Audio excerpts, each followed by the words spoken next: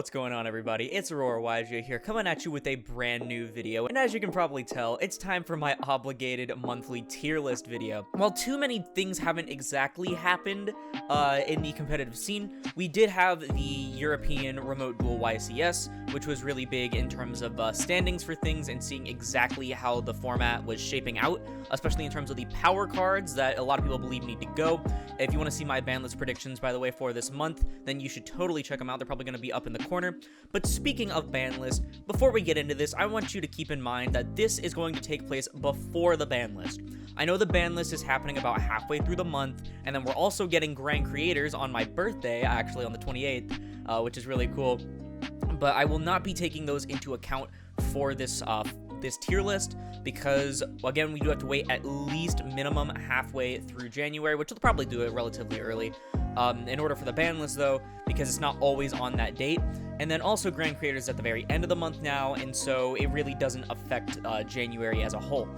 And so please keep that in mind before, you see this halfway through the month and then the ban list comes out and then you come to my video and try to shit on me or other people in the comments. It's just completely stupid to do that. And so just do keep that in mind. And also keep in mind that this is not only based on statistics like the Remote Duel YCS and Y-Geoscope ratings, it is also partially based on the opinions of myself and others around me, both IRL and online in the Yu-Gi-Oh space. And so please remember before you go and attack anybody, including me, other Yu-Gi-Tubers, or people in my or other people's comment sections, it's completely unnecessary and a dick move to do that. And so without further ado, let's go ahead and get right into my competitive Yu-Gi-Oh tier list for January 2022. So first off, like usual, we have to start with Dinosaurs, and unfortunately they're still stuck at the top of Rogue. It honestly really hurts to do this, especially knowing that after the ban list, Mist will probably bump up to 2, not just due to Dinos not doing anything, but also to promote the Dinorphia or Dinoruffia cards coming out in Battle of Chaos, I believe it is. And so, like, right now, they're stuck in Rogue. However, I will say that after the ban list, if Mist does come back to 2, then they'll probably bump up to, like, the lower part of Tier 2, as having a second copy of Mist actually does really, really help, because it basically turns your really bad end board when you use Scrap Raptor, and adds an Acheria Beast, and completely removes the need for Bujin Yamaterasu or Omega. Unfortunately, though, until that day, Dinosaur's stuck at the top of Rogue, and it really hurts, but alas, we must go on. Next up is Alistair.deck, and I'm going to put this as our first Tier 1 deck. I know I had it at the top of Tier 1.5 last list, and that was really just because of lower representation. However, people are starting to slowly realize that, hey, this deck is already stupid, what if we add Phoenix Enforcer? And so you basically taken the Invoked Dogmatika Shaddoll strategy, and sort of made the same strategy with Phoenix Enforcer. However, with something like Fusion Destiny, you end up not being able to really use the Dogmatika package on your turn, going first at least. However, the deck is still incredibly powerful without that, as you're sitting on a DPE now, which is arguably one of the best things in the format. And so the deck really relies on its consistency a lot in order to actually dominate the other meta decks. It's still sitting at the highest win rate on Y-Geoscope with 63%, which is a complete landslide over almost any of the other decks. I don't think any of the other ones were in 60% or higher this time, which was kind of crazy. But yeah, Alistair.deck right now is quite good no matter what variant you play. And I know it's a few months away, but we do have to consider the Albaz stuff coming out. And everyone's like, oh, Despia Albaz is going to be the best Albaz build. But I think they're forgetting that Branded Fusion is already a one-card window, as well as sets up your graveyard. And so, yeah, I feel like that's going to be the best build. But that's a few months away, so we won't really include that.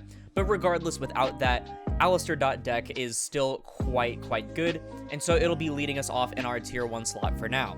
Next up, I put Adamancipator in here because a lot of people were asking me where exactly it would land in the comments section a few times, and it's pretty bad. I'm sorry, guys, but Adamancipator is not a very good deck right now. It loses to a lot of things like Nibiru, Ash Blossom, Effect Veiler and Imperm on the Dark Templar, a Kaiju on their big... Okay, yeah, this deck's kind of ass. So honestly, sitting on a towers is not very good, even no matter how big it is, 6k or not, because a lot of decks can still out that pretty easily, and so quite unfortunate for Adamancipator players. However, unless the deck gets even more cards, which I know it just got some in Brothers of Legend, I believe, it probably won't be climbing up anytime soon. Next up is Sword Soul, and that is going to be our second tier 1 deck, just above Invoked Dogmatika Shaddoll, or Alistair.deck as I called it, because Sword Soul has been shown to do a lot more than people expected. I had it in tier 1 in my last tier list because I said, yeah, it's going to be pretty good, but there are a lot of people saying that, nah, the deck's really not that great. However, with the Tenyi package incorporated with it, it has a lot more different lines it can go down, as well as a lot more consistency options with things like Vessel, being able to get a free body on board with the Tenyis, and then utilize their effects later on, like Hara to return banish things, Vashuda to bounce annoying things on the opponent's field, which can be things like Imperial Order, Anti-Spell, other floodgates like that. And then obviously it helps you just get free levels for your synchros and access to things like Chao Fang a lot easier. It also ended up winning the remote dual YCS, as well as stealing a really large amount of the top slots. While the pure version of the deck isn't as good, even if it can use things like Phoenix Enforcer, the Tenyi build is definitely shown to make the deck a lot better. And you didn't hear this from me, but Maximum Gold Eldorado reprinted the 2 Pendulum Yang Zings, so we might be getting Danglong back. But for all those reasons and more, I am putting Sword Soul Tenyi at the top of my list specifically. I won't be including the pure build, but that can kind of be thrown up here anyway. But it is going to be the top deck for now in our tier 1 slot. So next up we have Cyber Dragon, and I'm gonna put Cyber Dragon just below Dinosaur but above Adagnister, because Cyber Dragon still isn't in a very good format right now, because a lot of things don't even need the extra monster zone, except for, you know, Sky Striker, which is pretty prevalent right now. But also for the fact that there aren't really many machine things going around right now. Maybe if we get Heart back to 1 on the next list, wink wink nudge nudge, check out my Banlist prediction video, then Orcus coming to the format a bit more might help Cyber Dragon a little bit. But with Zeus and then the Sky Strikers being the only really relevant machine still on board right now, they really don't get to utilize their best things that they have access to, which are their contact fusions. They did admittedly get access to the Cyberdark Chimera in the structure deck a little bit ago, which allows them to have a 1.5 card OTK, which you should also check out my deck profile that I have on Cyber Dragon featuring my friend M Rocket on the channel. It should also be up in the card, maybe. I don't know. It'll all depend on what I do in post. But if you want to see that OTK, by the way, is what I'm saying. But Cyber Dragon, unfortunately, isn't too great right now, and if we lose access to Verte, it's only going to be worse. So next up on our list, we have Altergeist, and I'm actually going to put Altergeist as our first Tier 2 deck in the upper parts of Tier 2, and that is because we did get access to Altergeist Pukri in Brothers of Legend. And admittedly, people haven't seemed to really realize the exact ratio of Pukri they want to play, and so it hasn't been seeing too much success because of that, because some people are playing 3, some are playing 1. Personally, I think 2 is the best way to go. But Altergeist is still a lot better now that Pukri is out, because it is very helpful for getting Hextia going first, and then also their new OTK enabler, Memory Gant, which is a very solid card, especially since they can't really access Access Code or Boral Sword. Altergeist's strong suit lies in the fact that they can access both really powerful back row cards like Altergeist Protocol, which completely prevents your opponent from responding to your Altergeist, and functions as a monster negate all in one, and also the fact that they can rely on really good monsters, in the form of Hextia being a spell and trap negate, as well as really beefy if you can point it to something, and then things like Multi-Faker, obviously special summoning any Altergeist from deck just because a trap card was activated, and then Silkwidus being able to bounce both your Multi-Faker or Lucic for later use, and also your opponent's cards. Overall, even though people are still struggling with ratios on how to play the deck right now, I still think the deck has the potential to be incredibly solid as a high tier 2 competitor. Next up we have Madolche, and I will put it at the lower section of tier 2 as I usually do. Small World and Burst of Destiny did really help the deck, and it did win the first regionals after COVID lockdowns, and so I have to give it credit there. Madolche also lies in the fact, similar to Altergeist, how, while not quite as back row reliant, it can play a lot of back row to stall the opponent while they use their monsters, both to disrupt the opponent when they go first, but also to OTK and break boards very easily going second. Madolche Queen Tiara Masu is an incredibly stupid card, by the way.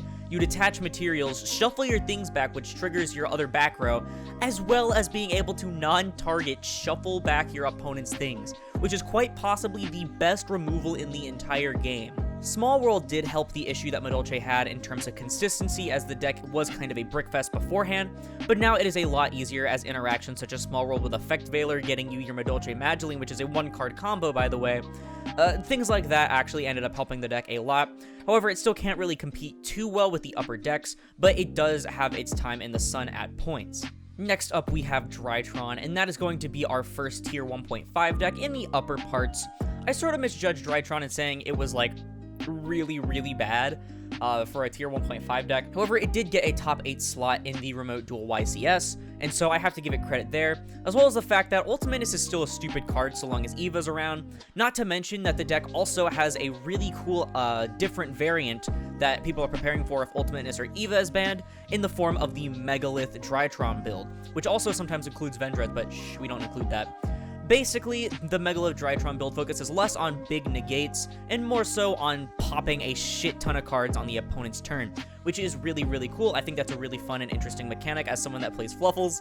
Basically, I'm putting Drytron slightly above where it was in tier 1.5 once I put the other decks up there because of that, and honestly, the deck is fine, and it may or may not be addressed by the ban list, who knows? Next up, we have Eldlich, who this time I'm going to put just below Drytron, as Eldlich is pretty good, especially with the introduction of Lord of the Heavenly Prison in Burst of Destiny. However, the deck overall isn't too crazy, at least not right now, because their back row is pretty good and all. However, it doesn't really have access to some of the better floodgates that some decks do have in terms of back row decks, such as There Can Be Only One, which I mean they can play, however it actively hurts them. It also no longer really has too many really good variants, and it's mostly just pure Eldlich with the Lord of the Heavenly Prison and then a bunch of random traps. The deck is very easy to access now, however, after all the reprints from Maximum Gold Eldorado, including the very beautiful alternate artwork, and so the deck will probably be seeing a lot more play than it was before. However, I do not think it stands as one of the best decks of the format. Next up, we have Floowandereeze or Floowandereeze. I'm going to put that just above Madolche. Admittedly, Madolche I think is better overall in terms of, actually being able to keep up with other decks. However, the things that Floowandereeze can do actually do help against the better decks right now compared to what Madolche can do, as Floowandereeze has access to the Barrier Statue Lock, which a lot of people are starting to prepare for now, especially with Bird Up running around with the Samorg, as well as access to Mega Raiza, which is a really good card, honestly. There's a reason why it spiked up in price so much. However, it is quite fragile in the fact that if it gets hit by one hand trap and doesn't have to Book of Moon its own things, or doesn't have access to Book of Moon to hit its own things, I should say, it really, really hurts. And so for now, I'm only going to put Floowandereeze in the tier 2 category. However, I do believe once it gets its new support card in, it's either Battle of Chaos, which is coming out very soon, or it is Dimension Force. I believe it's Battle of Chaos, though. When it gets that card, I believe it'll go up a lot more, probably to either the top of tier 2 or even the lower parts of 1.5. However, right now, it is just struggling to keep up in terms of speed, I should say. However, access to things like the Barrier Statue, Mega Raiza, and Dimension Shifter, as well as I forgot to mention, it's really, really good for the deck, and overall, I feel like it's not really that bad. So next up is a new competitor for our tier list, which I think is really, really fun, and that is Fluffal. And so I'm going to put Fluffal at the very top of Rogue. This is for you, Skyhawk and Jacob, by the way, over on Twitter. I do feel like Fluffal right now, specifically, is really, really slept on, because Scythe is still in the format, at least until the ban list. I don't know if it's going to address it during the ban list, so if it is, this will be definitely, probably the only video until they get support, in which they'll be on one of my tier lists, unfortunately. However, with Scythe being in the game right now still, Fluffal is quite possibly one of the best decks to utilize it, as it doesn't even need Phoenix Enforcer. It doesn't need to play any of those bricks, because it already had, for the past, year, built-in access to Artifact Scythe using Edgeimp Scythe, which is really, really crazy. All you have to do is have Edgeimp Scythe and literally any Fluffal in your hand or field, and the Scythe set, which, by the way, Dagda is a hell of a card, you basically just get a free Scythe lock, and it's really hard for them to negate, because unlike Phoenix Enforcer, they can't really imperm that. They have to, hit the Scythe and stuff, but you can protect it with a few things. But mainly the reason that Fluffal is even better now and warrants being on one of my tier lists is the fact that Burst of Destiny gave us Royal Penguin's Garden. And for those of you that don't know, if you can't tell by this picture I'm using to represent them, Royal Penguin's Garden searches Fluffal Penguin, which is honestly one of the funniest interactions in the format I've seen, because you can start your turn, you can go first, be like, stand by me, activate Royal Penguin's Garden, they're gonna be like, oh my god, it's penguins, easy dubs, and then you search Fluffal Penguin, and while they're stunned, you can full combo, it's great. Admittedly, the deck has changed a lot since its inception, going from an OTK fusion strategy to more of a combo-heavy make Toad Appaloosa Scythe Lock strategy. However, it still does have access to those OTK cards, which are really good if you hadn't known, because Fright for Tiger is just a complete field nuke. Whale blows up things on both fields, which can trigger your Toy Vendor, which is an incredibly stupid card, and a bunch of other things like that. Honestly, Fluffal is incredibly slept on right now, and so long as Scythe and or Dagda stay in the format, or if they get support, I do believe that this deck is quite good right now. So next up is the thing that I totally forgot I was going to do first, by the way, I'm really sorry. But next up, our next deck is Imperial Order. And Imperial Order is definitely tier 1 right now at the very top. As you can see from the Remote Duel YCS, this deck completely stomped everything. You know, that poor B-Trooper player ended up getting absolutely bodied by this deck. And of course, as you know, I'm joking by saying deck instead of card, but honestly, Konami, can we ban Imperial Order? Not because it's stupid, but because I'm just so sick of seeing it. It's so boring. But yeah, much like how SEMO rated COVID at tier 0, I'm going to be putting Imperial Order as basically tier 0 because almost every deck is playing it, and it is quite silly. Next up is Sky Striker, and I'm gonna put it in tier 1.5. I just keep putting this deck up and up and up in every one of my tier lists, and it really hurts to see it. However, Sky Striker is still doing quite good right now. I believe a good chunk of the top 32 slots were Hero Sky Striker, because, yeah, Phoenix Enforcer is a good card, if you didn't know. And that's really the main thing that's, like, keeping this deck, like, actually pumping. Also, the fact that Engage is at 1. Not to mention there's a lot of people hopping on the deck, especially with the Secret Shiny Box revealing the 2 new cards being, what's its name? Is it Sky Striker Hump or something? I don't know, but it's their archetypal kaiju. But then they also have Linkage coming out, which is quite a good card, I believe. I don't remember exactly what it does. I know it special summons bodies, which is really nice. And so you should, yeah, it takes one of your extra deck Sky Strikers, I think, and swaps it for another one or something. I don't know. You should probably look it up if you haven't already. It is quite a good card, I know. However, that is not really the main reason right now why it's good. It's good because Phoenix Enforcer is a very good card, and they have access to things like Widow Anchor, which is just a free imperm/steal, which is really good. And so overall, it really pains me to say this, but I'm going to be putting Sky Striker, specifically Hero Sky Striker, in the lower parts of tier 1.5. Please kill me.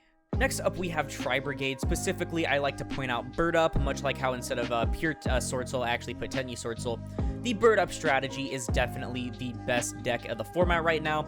I believe Tenyi Sword Soul is incredibly close, especially after the results of the last Remote Duel YCS. However, I feel like it was mainly just because it was its first big event, so obviously a lot of people are going to be on it. And so I still believe that Bird Up is, again, the best deck of the format, other than, you know, obviously Imperial Order for funny, because, let's see, Samorg is a hell of a card, Ensemble Blue Robin's a hell of a card, Utopic Draco Future is a hell of a card, Double Dragon Lords is a hell of a card, and Apex Avian / Barrier Statue are a hell of a card. Honestly, there's really nothing on this deck's end board that is bad, not to mention they have in-archetype access to negates for Droplet and Dark Ruler in the form of Tri-Brigade Oath, which not everyone is playing, however, it is still quite relevant. The deck is also incredibly consistent with, let's see, 3 copies of Bird Call, 3 copies of Fractal, 3 copies of Nerval. Yeah, basically, there's a lot of different ways to access your combos. And if one part of the deck fails, such as if you get Lanciad or if you get hit by something that locks you out of your birds, you can just fall back on one part or another of the deck, where the Tri-Brigade cards can at least land you an Appaloosa and a Double Dragon Lords, or even a Samorg instead of an Appaloosa. And then the bird part can obviously land you a Draco Future and an Ensemble Blue Robin. The deck also plays through hand traps like it's nobody's business. Not as much as a deck like Phantom Knights, which we will get to. However, it does take a good few hand traps for it to stop a good hand for Bird Up. For those reasons and more, I'm going to be having Tri-Brigade Lyrilusc / Bird Up as the top deck of the format, right behind Imperial Order. So next up, we have Virtual World, and I will be putting Virtual World at the top of tier 1.5. I know I had it at the bottom part of tier 1 last list. However, unfortunately, the deck is still struggling in terms of bricking against itself, as well as the fact that things like Dark Ruler and Droplet are still around, like, really heavily right now. Really hurts the deck a lot, considering that they only really end off on a Crystal Wing, a Kaliga, and a Shen Shen at best, with the Chuchi in the back, and that's like an absolutely crazy uninterrupted hand. And so really falling back on only Chuchi is very difficult for the deck to actually play around. However, we will be getting Emergency Teleport to 3 after the ban list, which I know I said this is before the ban list, but I will be using that as a partial clarification for certain things. Emergency Teleport coming to 3 will really help the deck because, you know, that's a free Lulu or a free Nyan Nyan, really depending on what you want.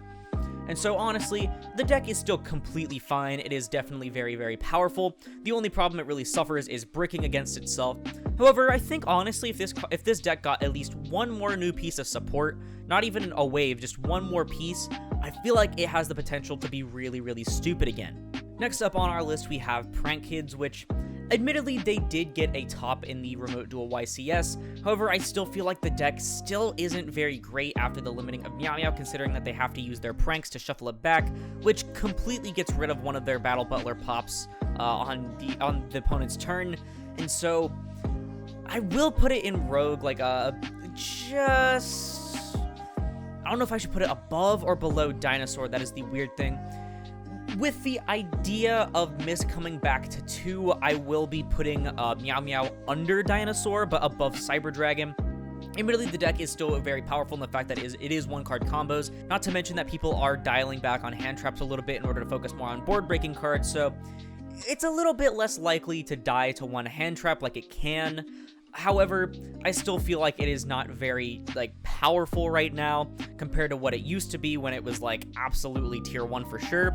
And so for those reasons, I'm going to be putting Prank Kids in the Rogue category. So next up, we have Earth Machine, and I really only keep this deck in here because I love fucking with Earth Machine players because your deck is ass. I'm sorry, but Earth Machine is just so bad. And no, this does not include the stupid Outstanding Dog Mary Ruin Force FTK. I know that's really funny and all, but unfortunately it is nowhere near good. But anyways, Earth Machine is just not really that great. You sit and play Solitaire for 10 minutes only to end off on basically nothing. And if you do end off on something, it's a Towers that has a pop. I believe that's what it is. But they can chain to the fact that it becomes a Towers, and so it kind of just sucks. And so, sorry Earth Machine players, but I really don't think your deck is that great. Even Ignister is better than it, and so I'm going to be keeping it at the bottom of Rogue. So next up, we have Hero. No, this isn't just decks that play DPE like the Dragoon things people were doing in their tier list. This is, in fact, Hero, and I'm going to be putting Hero...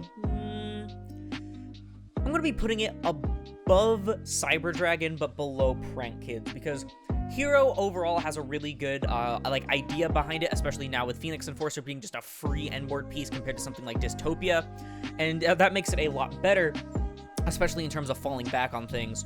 However, their best endboard is a rock, guys. Hero is super susceptible to big hand traps and board breakers due to things like Dark Ruler, Droplet, Kaijus, Nibiru, even D-Shifter. Big blowout cards are a big pain for the deck. Admittedly, they can play through singular hand traps or even double hand traps and with a good hand. However, overall, the deck loses to big blowout cards, which are being really, really heavily played right now. And so... yeah, so even the introduction of Phoenix Enforcer wasn't really enough to push this up to tier 2 in my opinion. However, Hero overall is still decent, even if it does have one of the lowest win rates over on YGeoScope with only 49%. But Hero players, you're going to be fine, especially considering that we're getting Power of the Elements, which is obviously going to give us more hero support, so just wait for that. Next up, we have Phantom Knight, and I'm going to put Phantom Knight as another one of our tier 1 decks, and I'm going to be putting it just above Invoked Dogmatika Shaddoll, strictly due to representation. And I know some of you are going to be like, oh yeah, Brave Token, oh, it's going to be the best deck of the format. Again, Grand Creators isn't coming out until the 28th of January, my birthday, and so it's really not going to matter for January. However, for next month, it will definitely be pushing my opinion on the deck, especially after I see what it can do. However, for now, it is still going to be in the technically 3rd slot of tier 1. It is still an incredibly powerful deck. I won't put it above Bird Up or Sword Soul, strictly due to representation as well as records and stuff. But Phantom Knights is still incredibly powerful. It plays through hand traps like butter. Overall has really solid end boards in terms of usually a double pop, 2 Fog Blades. They can Scythe Lock. They can Scythe Lock twice actually, by the way. If you hit the first Scythe, they can just do it again. because of Dagda. Overall, I feel like the deck is very nice even right now. However, when Brave Token comes out, it will definitely be better. So for now, I'm going to be putting it just under Sword Soul, but above Invoked Dogmatika Shaddoll. Next up, we have pure Lyrilusc or pure birds that aren't Floowandereeze. I'm gonna put them... Do we go above or below Floowandereeze? I'm going to put them slightly above Floowandereeze since they are a bit less susceptible to hand traps, especially with the introduction of Wing Requital in Brothers of Legend, as well as the fact that they got access to Bird Strike in Brothers of Legend, which is really nice for the deck. Admittedly, it is not as good as something like Dark Ruler in terms of the fact that it can be responded to. However, it does lie in the fact that you can still do damage, and the big thing about this deck is that it can OTK quite easily. All it needs is 6 materials and a Barrel Canary, including Barrel Canary, or 7 materials without Barrel Canary on an assembled in order for a full FTK, not including other things on your board. And overall, it's just really consistent in what it does because birds overall are just really consistent, and you can play 3 of all copies of your birds, which is really funny compared to Bird Up. And so overall, the deck is fine. It's definitely nowhere near as good as some of the other decks. However, if you do want to play pure birds, you will definitely see at least some success right now. Next, we have Adamancipator, and I still really think this deck is super slept on. It is a bit of a glass cannon due to the fact that it relies heavily on RNG. However, if it goes off, it's gonna go off really, really hard. And I also did a video very recently. It was my last video before my Ultimate Conductor Tyranno ASMR roleplay for my 100th video. And it was a response to someone in my comments section saying that one block dragon wouldn't do anything for Adamancipator. And I proved them wrong by showing off the fact that it just shits out in a massive board just because of block dragon. And even without block dragon, the deck still can heavily push a lot of things. Without Block Dragon, it has access to the Scythe Lock with Phoenix Enforcer because nothing locks you into anything since you're not playing Adamancipator friends. And so overall, you're just playing a really, really glass cannon combo deck. However, if it doesn't get like hurt too bad by its own RNG, it is going to go off very, very hard. And you can end off on a Scythe Block, an Appaloosa, a Dragite, all sorts of different things, even off of just 2 cards. I used Ash Blossom and Parallel Exceed and got an absolutely stupid board because of Gallant Granite. And so overall, I feel like people are really sleeping on Adamancipator, even if it is the best deck to never see tournament success. However, I do feel like it is very, very good. Next up is Dragon Link. I'm going to be putting Dragon Link below Sky Striker, actually, because I really feel like Dragon Link is not very good right now. They use a lot of resources to access a quite mediocre end board, usually being Hot Red, a Tidying Bounce, and a Spheres Bounce, and then they really have nothing to do after it's broken. One of the biggest problems with Dragon Link is that it has almost no follow-up play whatsoever, as well as the fact that right now there are so many board-breaking cards going around that they really can't do anything against. Overall, Dragon Link is very below its prime since Elpie's been banned and Striker Dragon's been limited, which they have to use Chaos Space to recycle now, and so basically I'm going to be putting it in the lower part of tier 1.5. Next up is Salamangreat, and I'm going to put Salamangreat above Dinosaur but below Penguin. The real reason Salamangreat is actually still remotely good is because it is very recursive, much like something like Virtual World in the grind game, and because of that, the deck may struggle to actually die. However, it is very fragile, too fragile for me to put in the tier 2 category, or above Fluffal, which is really funny. And their biggest strength right now, other than the recursion, is the fact that they have easier access to access code. And so unfortunately, I'm sorry Salad players, but your deck still isn't very good. So next up is Bee Troopers, and I know Bee Troopers got 2nd place and they almost won, but Imperial Order is a good card, but I'm still gonna put Bee Troopers in tier 2. However, I will put them at the top of tier 2 strictly because of that. I still do think that the deck really doesn't end off on anything too crazy. It was really Phoenix Enforcer that helped the guy reach the 2nd place status.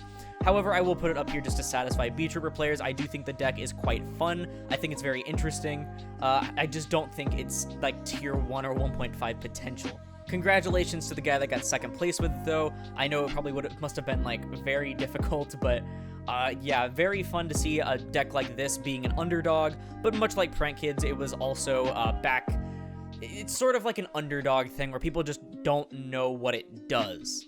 But yeah, I will be putting it at the top of tier 2 because I do think the deck is quite fun, and I will have to give some sort of credit to the guy that got second place. However, I don't think it's any better than that. Finally, we have Evil Twin / Live Twin, and honestly, this deck kind of disappointed me. I expected so much more representation and so much more success with it.